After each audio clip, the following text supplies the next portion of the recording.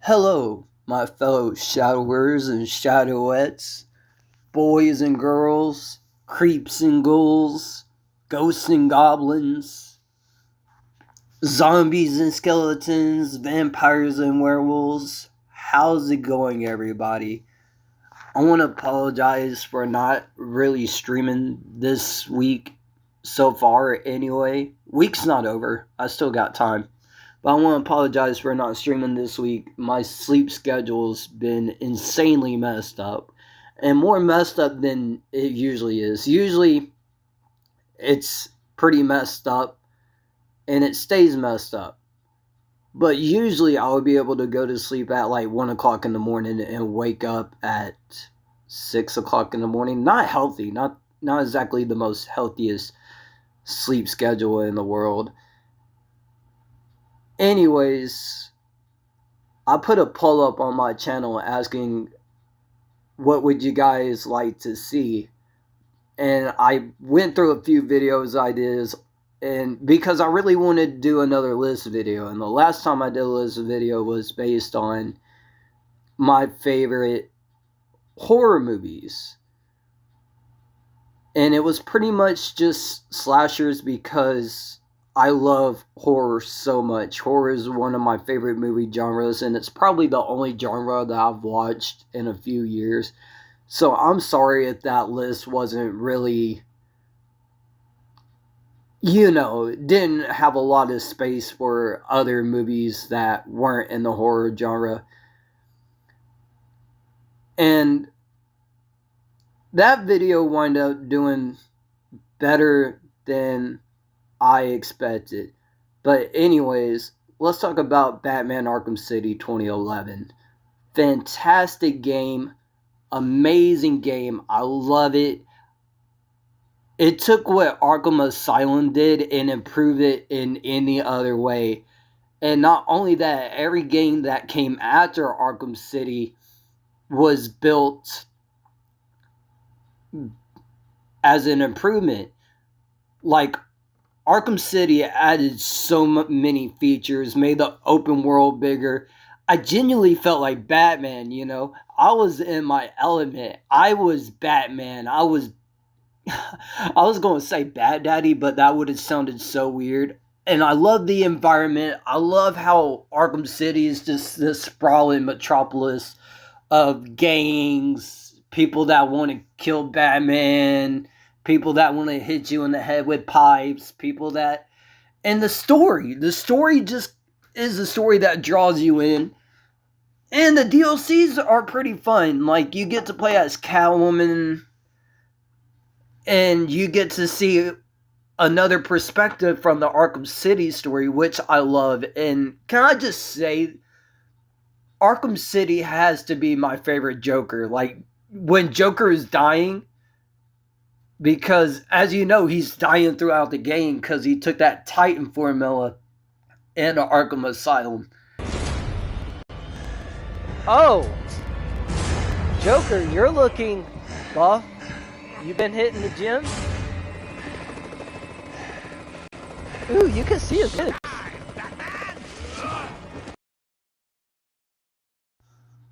And that's what he turned into after he took the Titan formula, which also low-key poisoned him, but like I said, and don't make me get into the combat. The combat in Arkham City is way better than the combat in Arkham Asylum by a whole ton.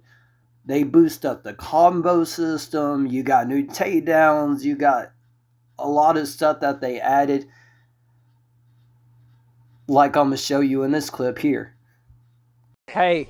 Calm down. Hey, guess what? Friends here. Guess what? Right? Batman in your face! Oh, can't touch me. I am untouchable. You can't touch the bat. Okay, you touched the Batman. Bam. Balama. Balama? Is that even a real, like, onomatopoeia? Onomatopoeia. Is that even a real onomatopoeia? At least I think that would be the definition. I like, if I had to say onomatopoeia, onomatopoeia. We're learning today, class. Nope, nope, nope, nope. Bam, bam, bam. There goes your throat. Here's, oh, you just thought. Bam, bam.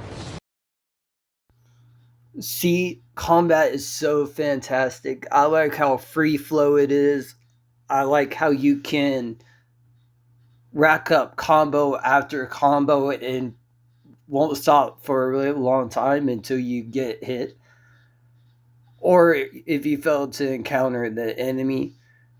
Uh, and the stealth is amazing, I'll be honest, but I suck at stealth.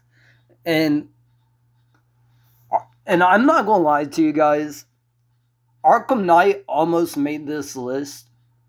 Almost. But I don't know. Batman Arkham City 2011 just holds that special place in my heart. At number 9, if you guys know me, you'll know this is one of my favorite games of all time. I talk about it pretty often while I'm doing Assassin's Creed streams. And if you guys wonder what my favorite Assassin's Creed game, you know your boy is going to have to say,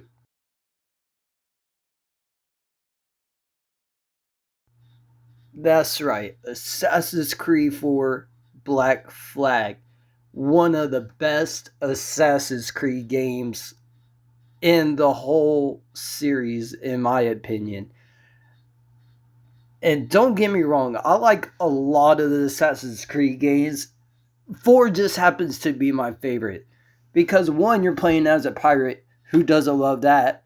2, you're hanging out with pirates, which is even better. Game got me feeling like Captain Jack Sparrow while I play it.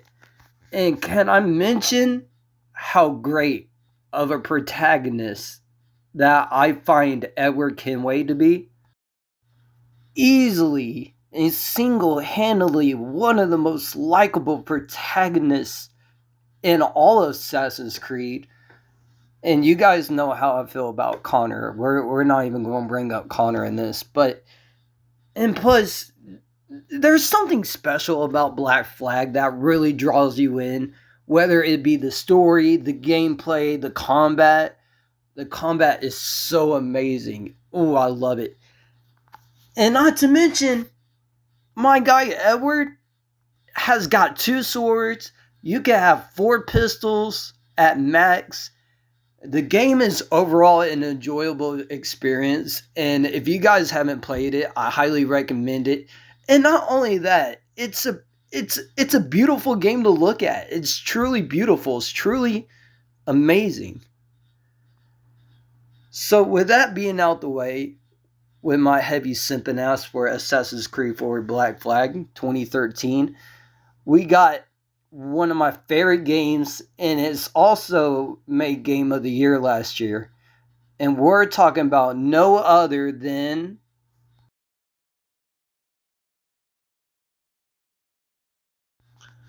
Expedition 33. Gorgeous, beautiful looking game. Amazing, amazing story. I still haven't finished it yet. I'm not stuck on one part, but I haven't got past the part I'm at yet. But however, the story is amazing. You can easily get lost in the story. And for a double A game, the voice acting is top notch. It is amazing. You actually feel every emotion that the characters are feeling as they're going through the moment. And we got some of the best character driven stories, in my opinion, in gaming of all time, especially with modern recent gaming.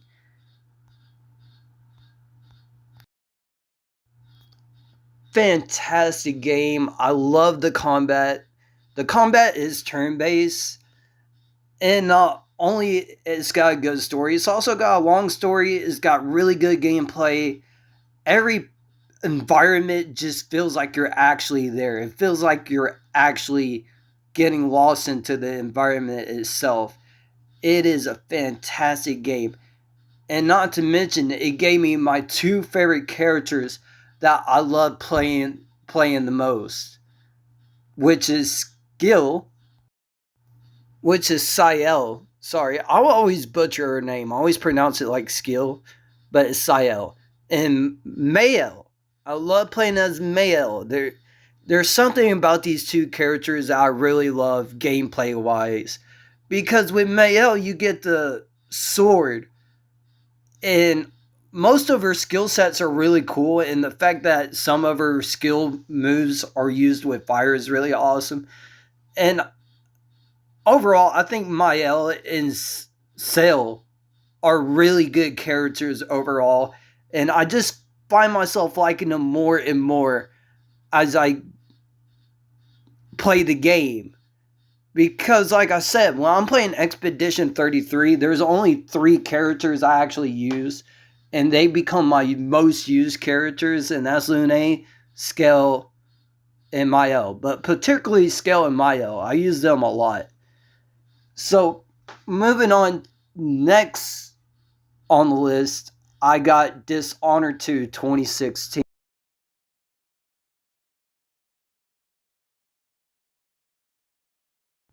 I find this game so good, and I don't know why. I mean, I think it's the least popular in the whole series. Well, no, Death of the Outsider is the least popular. But Dishonored 2 improves so many things over Dishonored 1, like gameplay, powers, and I love the fact I get to play as my girl Emily Caldwell. And I love how the game gives you 2 characters to choose from, which would be Corvo, who is the royal protector.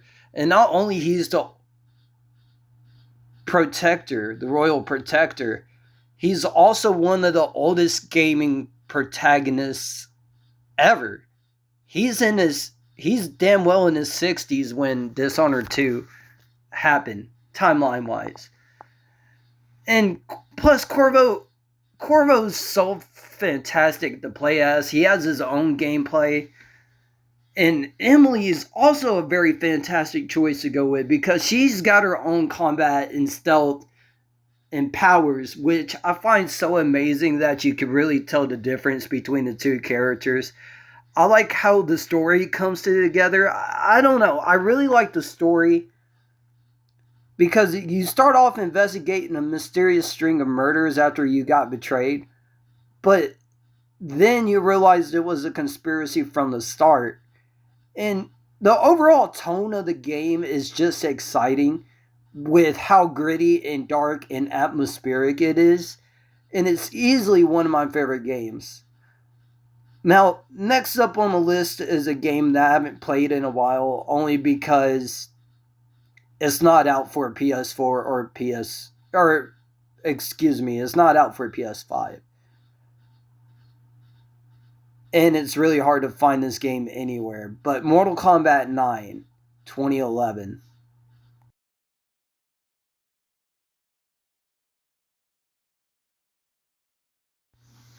So, back when I was younger,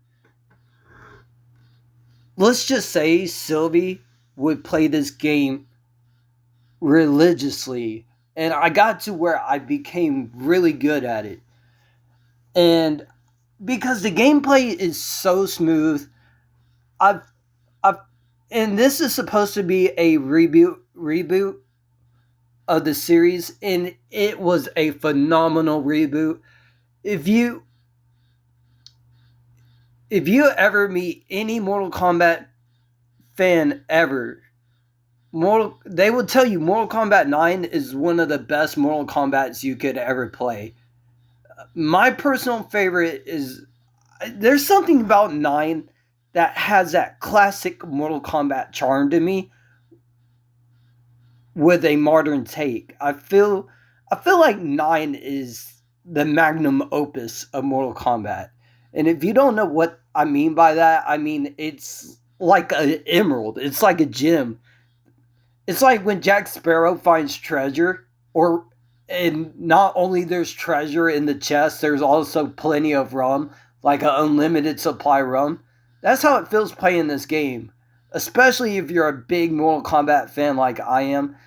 And the fatalities in this game just, oh my god, so feels so right, feels so great performing them.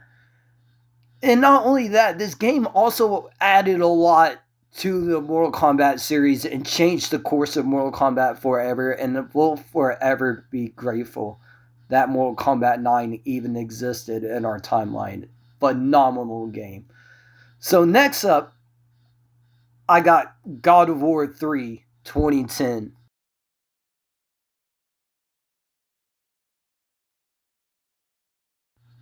You could tell Santa Monica Studio went all out for this game. It's so amazing visually, so appealing to the eye, as one would say. And the gameplay is so smooth when it comes to the combat and combos that you can perform and the attacks that you can do. And throughout the whole series, it's got my favorite boss fights. Like, this game has you fighting Zeus, Poseidon, Hades, Kronos, and you get a little fun time with Aphrodite. If you guys can read between the lines, you know what I mean by that. Fantastic game overall. And it gives you one of the best kills one of the best, goriest kills that's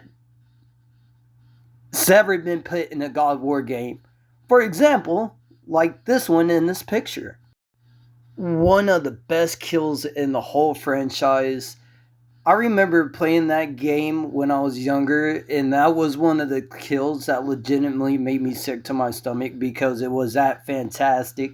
You can see like the veins in the neck fixing to go as Kratos rips off Helios' head, which, in all fairness, he pretty much deserved. So, up next is Fallout 4.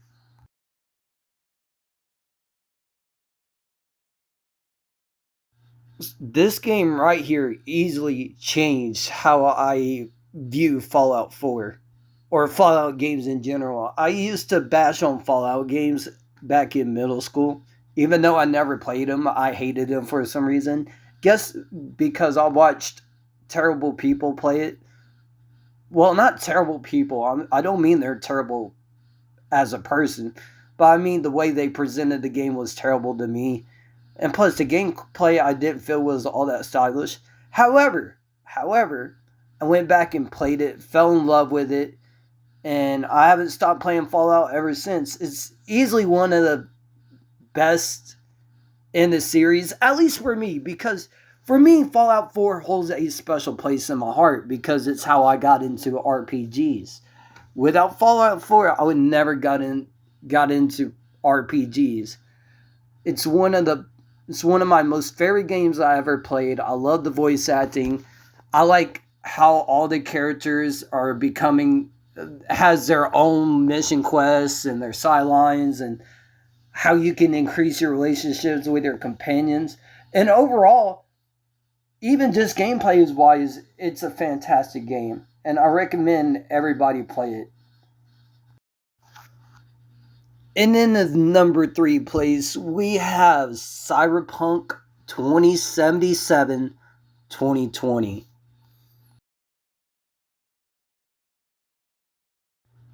Can I just say how fun Cyberpunk 2077 is? It's one of the few RPGs that actually made me enjoy the story, gameplay, and all the characters. And also gave Keanu Reeves a shot at playing Johnny Silverhand, who is amazingly fantastic. Johnny Silverhand's got to be one of the best characters, in my opinion, throughout the whole game. And the game really drags you into this cybernetic metropolis. And seeing Night City is just really cool. But as I was saying, Night City is really cool. And I'm sorry if I sound different in this video. It's just because in the process of doing the voiceover, I had to go to work. And so it kind of messed up the voiceover a little bit. So if you notice a huge difference in the way I talk or the way I sound, it's just because I'm doing this during my lunch break. But anyways, Cyberpunk, really fantastic game. And the atmosphere at the Night City is just so lively.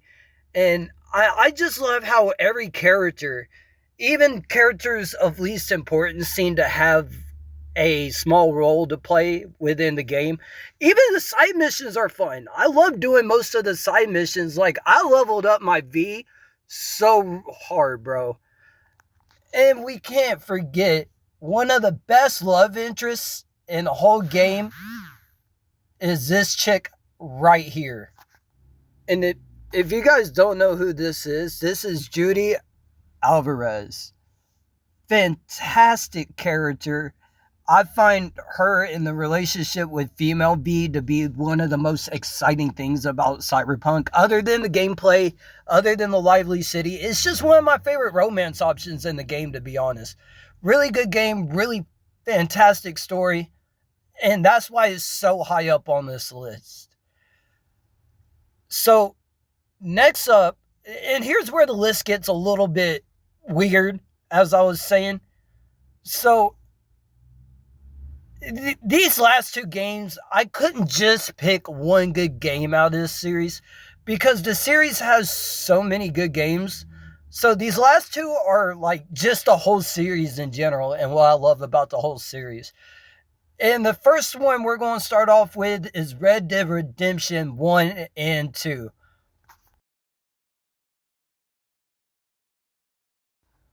And this is a kind of a really weird take, at least I think it is, because you hear people talk about GTA way more than people ever talk about Red Dead Redemption, at least from my experience.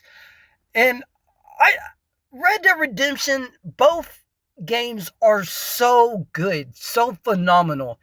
And I would go on record and state that I love Red Dead more than I do GTA.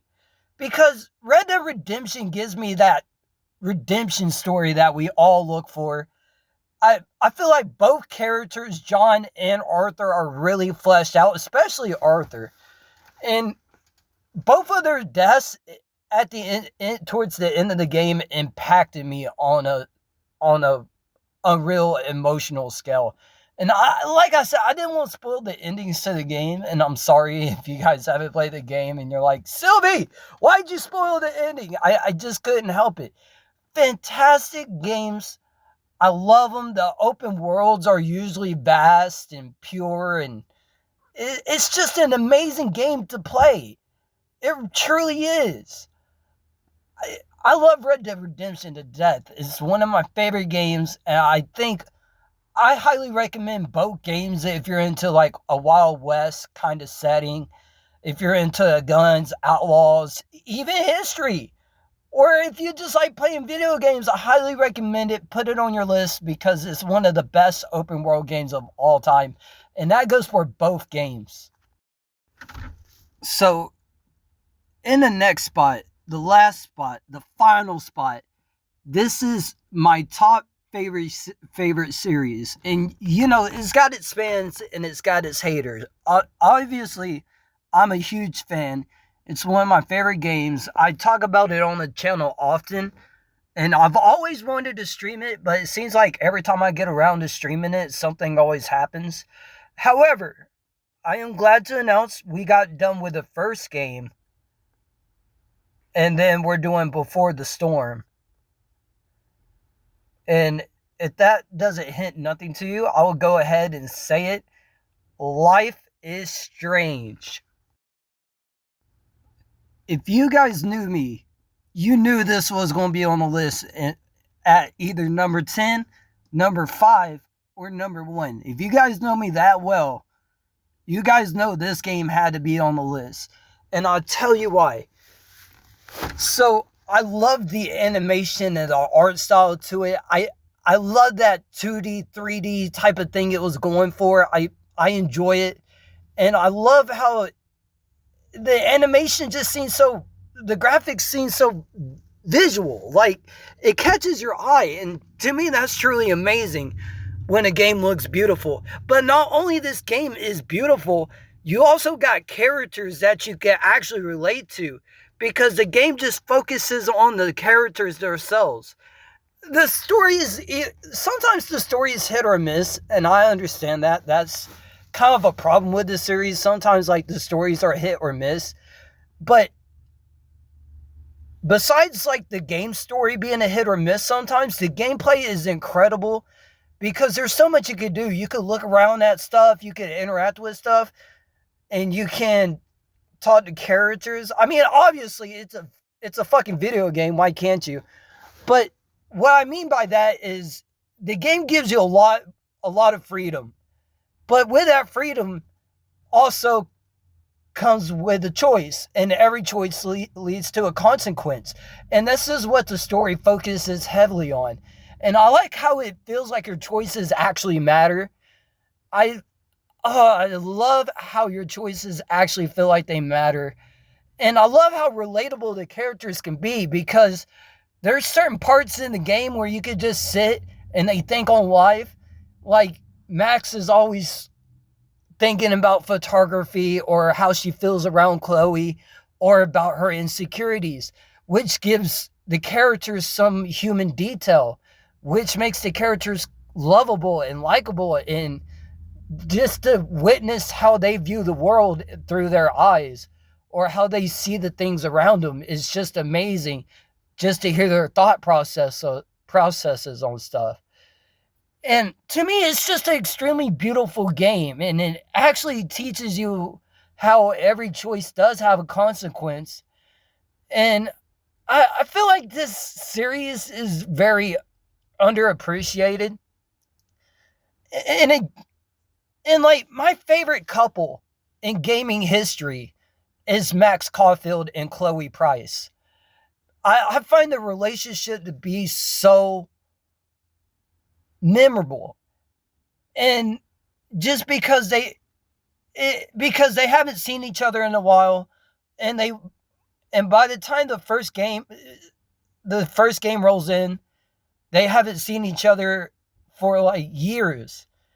And as you play through the first game, they bond and connect, and it gives another human feeling. You actually feel like you're connected to the characters because of the way they think, the way they act, and stuff. And not only it gave us Chloe and Max, it also gave us other characters like Alex from True Colors. Alex is a phenomenal character, in my opinion. And Life is Strange True Colors, underappreciated. I don't care. You can't convince me. I feel like Alex from True Colors is goated. I mean, me personally, my favorite character will always be Chloe Price. Chloe just has that special place in my heart, because I can actually relate to her the most. Because when she's going through her thought processes, she's thinking of how insecure she is, or how alone she feels. And like I said, it's their thoughts throughout the game, it's their actions throughout the game that makes you feel like you're really knowing the characters, and the way you feel connected to them. It brings out a human side of them that games very rarely show. And to me, it's just an amazing game overall, an amazing series. I haven't played one that I wasn't disappointed in yet. However, just know the only two I haven't played is Reunion and Double Exposure. I played a little bit through Double Exposure, and it seemed pretty good so far. And people are already saying Reunion's good. But that's other people's opinion. I've only played before the storm all the way up to True Colors. And I feel like I'm just going to enjoy Double Exposure and Reunion because I just love Max. But anyways, guys, that is it for me. I hope you guys enjoyed the video. And if you did, how about you consider smashing that like button? Because it took me like 4 or 5 days to make this video. And I apologize, I've been lacking on the streams lately. Forgive me. My sleep schedule has been nutso lately. Like, I know I don't usually go to sleep, but it just seems like it's different. And what I mean by that is it's hard to explain because even though I stay up all night almost all the time, I will sleep at, like, for example, I will stay up pretty much all day, all the way up about 2 to 3 o'clock p.m. or 3 a.m., my bad, a.m. And I will sleep for maybe like 4 to 5 hours. But lately, I just been staying up until like 6 o'clock in the morning. And then I would get tired about 7 and just fall asleep. And that's how come my streaming schedule's been a little erratic lately. And I apologize for that. But hopefully you guys enjoyed this video. I had fun making it. And hopefully you guys like this video. And I'll see you guys in the next video or stream I do. Bye!